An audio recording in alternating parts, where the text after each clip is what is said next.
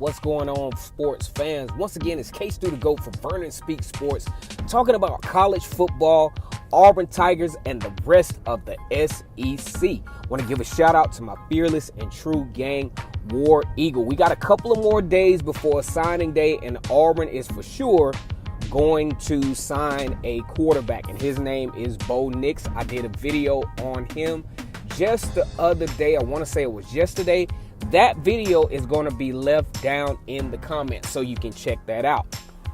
For the past few years under the Gus Malzahn era, most of the success has come from a quarterback that has transferred from another school. First, back when he was an offensive coordinator for Auburn during that national championship run back in 2010, he had Cam Newton. Cam Newton proved to be one of the best quarterbacks in college football history, along with being a Heisman Trophy winner, and then went on to play in the Super Bowl where they lost to the Denver Broncos. An excellent football player, an incredible athlete. Then, later on, during his first year of being the head coach at Auburn in 2013, he had the benefit of having just a super talented, super ingenuitive, true to the core dual threat quarterback. As a matter of fact, I want to go out on a limb and say because of his quickness, his speed, and elusiveness, he was actually a little bit more effective at the run-pass option portion of the offense than Cam Newton was. But that's a whole nother video. That's a whole nother video up for debate.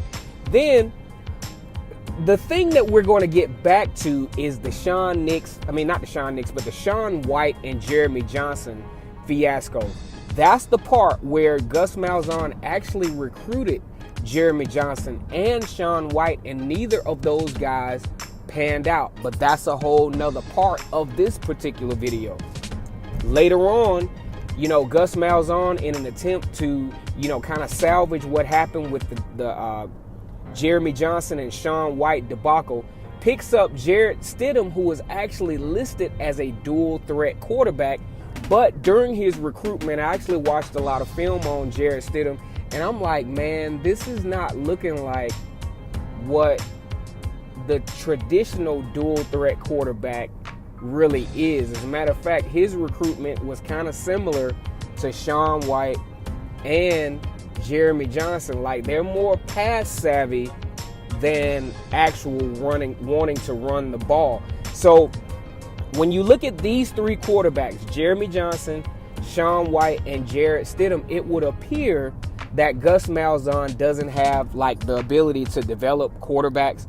But the thing is, when you're trying to develop a quarterback who doesn't fit the skill set as to what you're ultimately trying to accomplish, that's where you run into the problems. So when I look at Gus Malzahn and his tenure, you got to remember Gus Malzahn started out as a high school quarterback. He spent the majority of his career as a high school quarterback. And what does a high school coach? What does a high school coach do? They have to answer to boosters. Boosters are really not high-level implicative, type people. They're just, kind of the support of the team.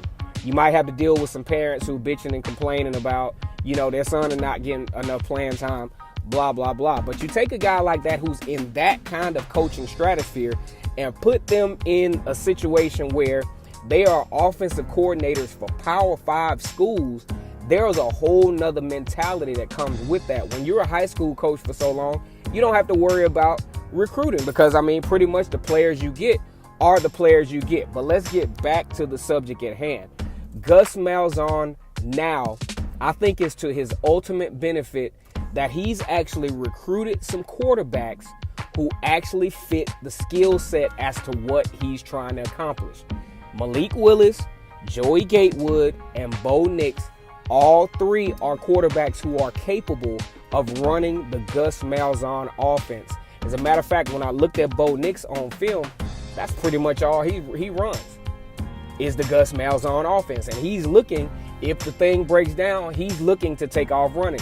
Jarrett Stidham, like I said before, somewhat in the Bo Nix video, Jarrett Stidham only wanted to run. That was more so as a decoy. No defense ever had to prepare for the threat of Jarrett Stidham running. So I think it's ultimately beneficial for Auburn's program moving forward to actually take advantage of having their own quarterback recruit from the ground up, develop that quarterback, and start to, gain some type of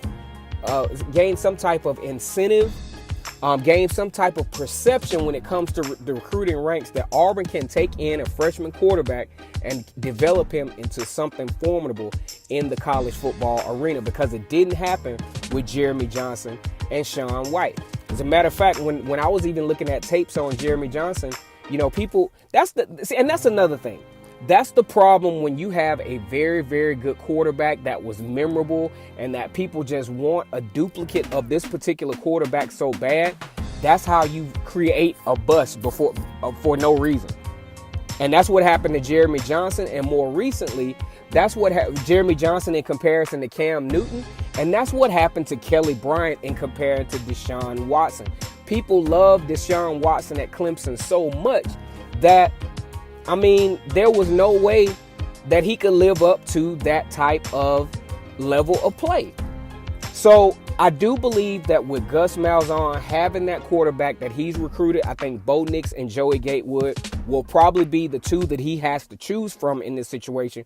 But this gives Auburn a very, very good opportunity to solidify their perception in the ability to develop a quarterback from the ground up, instead of having to always depend on the transfer short-term solution to his problem, because Gus Malzahn is at a point to where he needs to start some solidarity in his program.